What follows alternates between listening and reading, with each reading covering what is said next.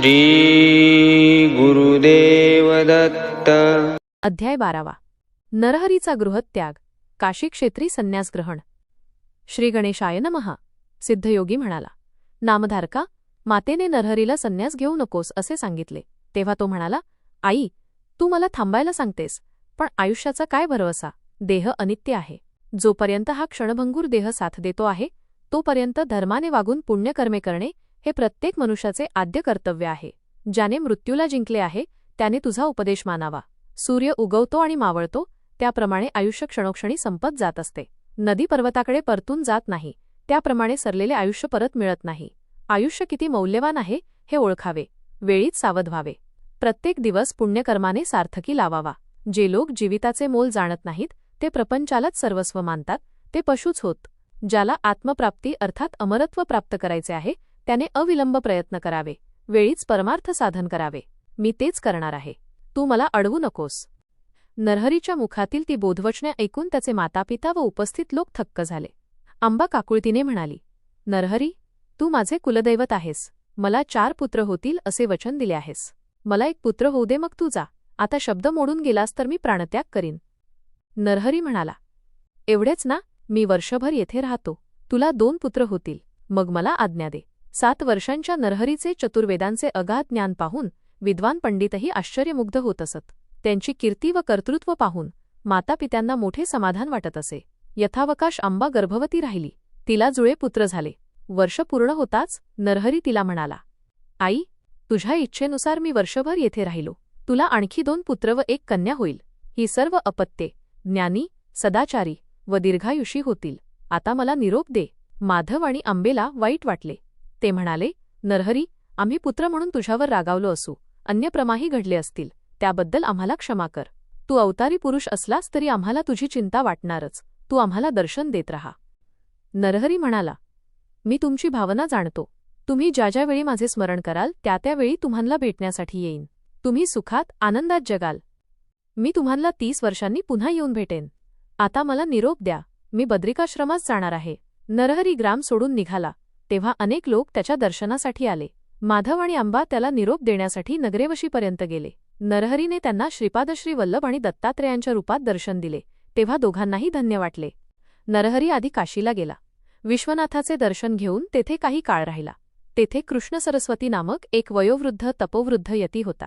नरहरी हा अवतारी महात्मा आहे हे त्याच्या लक्षात आले। तो काशीतील यतींना आणि विद्वानांना म्हणाला, नरहरी लहान असला तरी परकोटीचा ज्ञानी व महातपस्वी आहे। जगाने वंदन करावे अशा यतेचा तो अवतार आहे। कलियुगात संन्यास धर्माचा लोप झाला आहे। याने संन्यास दीक्षा घेतली तर संन्यास परंपरा उजळून निघेल। हा गुरुपदाचा अधिकारी आहे, लोकांना अनुग्रह देण्यास समर्थ आहे। लोकांना पावन करील, पाखंड्यांची तोंडे बंद करील। हा विचार सर्वांना पटला। मग काशीतील शास्त्री, पंडित, तपस्वी, यती यांनी नरहरीची भेट घेतली व म्हणाले, सध्या संन्यास घेणे निषिद्ध मानतात। लोक संन्याशांवर टीका करतात, हे कोठेतरी थांबले पाहिजे। तुम्ही संन्यास दीक्षा घेऊन या प्राचीन परंपरेचा उद्धार करा। संन्यासाश्रमास पुन्हा प्रतिष्ठा मिळवून द्या। त्यांची विनंती मान्य करून नरहरीने कृष्ण सरस्वतींकडून विधिवत संन्यास दीक्षा घेतली। नरहरी नृसिंह सरस्वती झाला। ते ऐकून नामधारकाने विचारले, नरहरी हा दत्ताचा अवतार, स्वतः जगद्गुरू असूनही त्यांनी गुरु का केला? कृष्ण सरस्वतींची गुरु परंपरा काय आहे? सिद्ध म्हणाला, श्रीकृष्णाने जगच्चालक असूनही सांदीपनींना गुरु करून त्याने गुरुपदाचे व गुरुपरंपरेचे महात्म्य अबाधित ठेवले। नरहरीनेही तेच केले। नरहरीच्या परंपरेचा मूळ गुरु शंकर, त्याचा शिष्य विष्णू, त्यांना शिष्य ब्रह्मदेव, या क्रमाने वसिष्ठ शक्ती, पराशर, व्यास, शुक, गौडपादाचार्य, गोविंदाचार्य, शंकराचार्य, विश्वरूपगिरी, बोधगिरी, सिंहगिरी, ईश्वरतीर्थ, नृसिंहतीर्थ, विद्यातीर्थ, शिवतीर्थ, भारतीतीर्थ, विद्यातीर्थ, मलियानंद, देवतीर्थ सरस्वती, यादवेंद्र सरस्वती व कृष्ण सरस्वती अशी गुरुशिष्य परंपरा आहे। संन्यास घेतल्यानंतर श्रीगुरु नृसिंह सरस्वतींनी काशीमध्ये ज्ञानदानाचे महान कार्य केले। अनेकांनी त्यांचे शिष्यत्व पत्करले। मग ते शिष्यांसह तीर्थयात्रा करीत प्रयागास गेले। तेथे माधव नामक ब्राह्मणाने त्यांच्याकडून संन्यास दीक्षा घेतली। मग ते बद्रिकाश्रमाकडे गेले। त्रिगुणात्मक त्रैमूर्ती दत्त हा जाणा, त्रिगुणी अवतार त्रैलोक्य राणा। नेती नेती शब्द न ये अनुमाना, सुरवर मुनिजन योगी समाधी न ये ध्याना।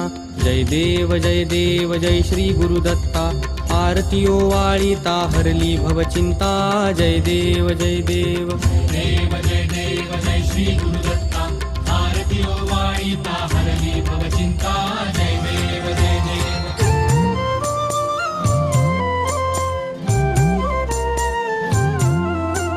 सबाह्य अभ्यंतरी तू एक दत्त अभाग्यासी कैची कळेल ही मात पराही परतली तेथे कैचा हा हेत जन्म मरणाचा पुरलासे अंत जय देव जय देव देव जय श्री गुरुदत्ता आरती ओवाळीता हरली भवचिंता जय देव जय देव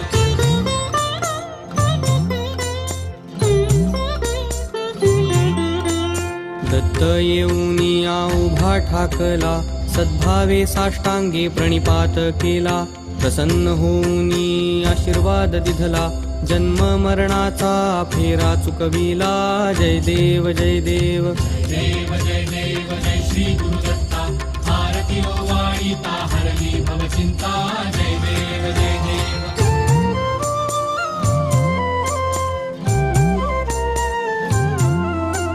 दत्त दत्त ऐसे लागले ध्यान हरपले मन झाले उन्मन मितूपणाची झाली बोळवण एका जनार्दनी श्री दत्त ध्यान जय देव जय देव जय देव जय देव जय श्री गुरुदत्ता आरती ओवाळीता हरली भवचिंता जय देव जय देव